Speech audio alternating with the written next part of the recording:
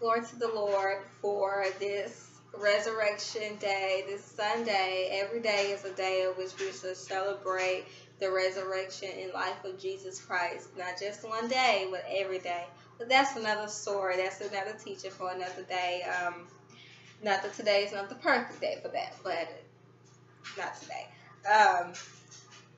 I just want to say, like, as I'm dealing with ministry, I've noticed that there is certain questions that kind of seem to always arrive. It doesn't matter who it is. It's always these same type of questions, like the "what do you do" questions. Like, what do you do when you've made when everything is okay, but then next thing you know, the next day your life is in turmoil. What do you do whenever you're up one day and then by the end of that day it's going in complete like chaos? What do you do when you've made plans and it just seems like, Lord, everything is just falling out of order? Or when you think that you found the one, even in relationships, and it just kind of seems like, I think I've been sleeping with the devil. What do? You know what I'm saying? When your marriage is falling apart, but feels like there's no love there, but you want to honor your commitment to the Lord, your covenant. What do you do whenever you're single and you want to do the honorable thing by getting married, and but your partner act like they're not ready?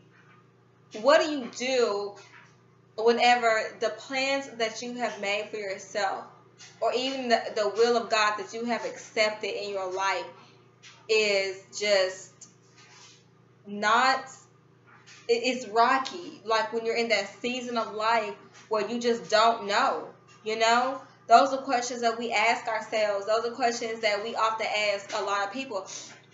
Excuse me. Those are questions that we ask in the women's ministry that I'm a part of. And it's a cliche, but it's the answer to everything. And it's like, why do people say that? Because it is the answer. You pray. You keep praying. You hold on in faith, knowing, you know what, God, you got this.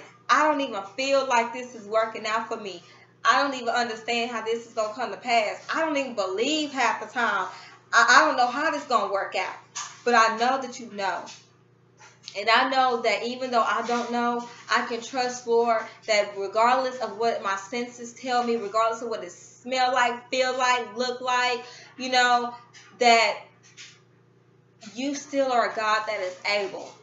You are still a God that is able to turn my midnight into day, to turn my rain into sunshine. You are the same God back in the garden in Eden, in my today. You know what I'm saying? You are still the same God.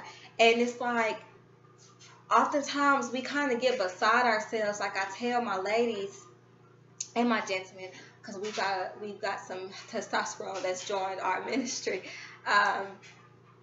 We walk around so many times, often thinking God owes us this. God owes us a career. God owes us a nice car. God owes us even a ministry. God owes us a husband, a wife. God owes us something. No, God don't owe us nothing. We owe God. God already did.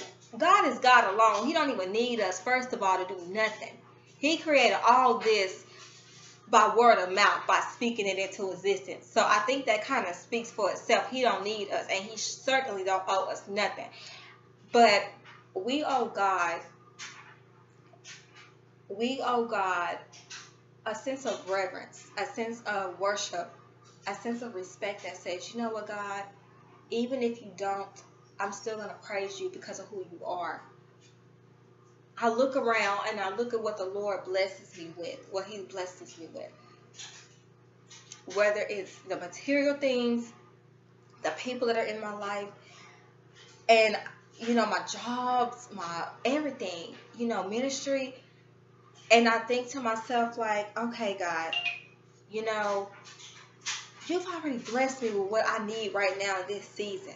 Maybe I don't need nothing more right now. Because the Word of God tells us that He will not withhold any good thing for us.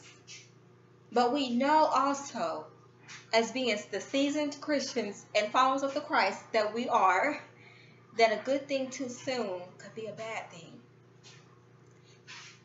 If God won't put no more on us than we can bear, we have to trust that that even means the good things, the blessings. Because we don't want to get too high-headed and think and forget the giver and focusing on the gifts, you know? And our focus, it's nothing wrong with having things and wanting things from the Lord.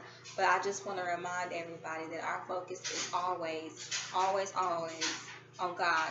How can I worship you in my day-to-day? How can I glorify you at work? How can I glorify you at home? How can I glorify you with my body? How can I glorify you with my mind, the way I think? How can I glorify you with the way I speak and treat my neighbors, my friends, my homegirls, my relationships, my marriages? How can I glorify you with how I'm treating my boss at work, my kids? You know what I'm saying? Myself. Am I even loving myself enough that in a way that it glorifies you, because this is your temple? How am I treating my spirit? How am I treating my soul? Does it honor you? Does it line up with the Word of God and line up with who you said that you are? Because if I was created in your image, then God, am I right? Is my heart in the right place? Even though I may fall and stumble, even though I may mess up and make mistakes, and I understand that your mercy is new to me each and every day, but am I of a willing heart that says, God, I'm trying? Or am I just out there making mistakes and doing crazy stuff just because I feel like I got the free will as the Lord blessed me with? So I'm just doing whatever I want to do, living life like I'm just not going to be accountable for my mistakes. And people love to say only God can judge me, forgetting that He will judge you.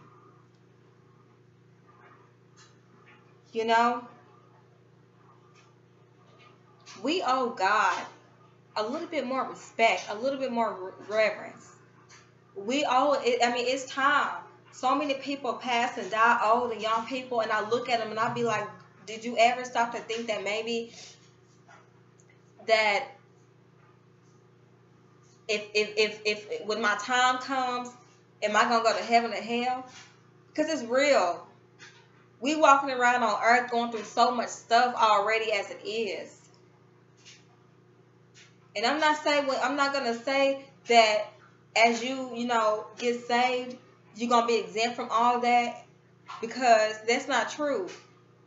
But you got the Lord on your side that can fight the battles for you, and you ain't even really gotta move a muscle. You don't even have to sweat it. And that's why I love the Lord. I love the Lord. And and it's time that we get equally yoked also. We got to get equally yoked with our friendships, with our jobs, with our companions, our marriages. We got to be for real about this thing. Because bad company corrupts good manners. Okay? Bad company corrects good manners. Excuse me, I'm a little cold. And we don't want to be no stumbling block to nobody, and we surely don't want nobody being a stumbling block to us. Stay encouraged and stay focused on the Lord. And remember, don't ruin your witness. Don't ruin your witness. Be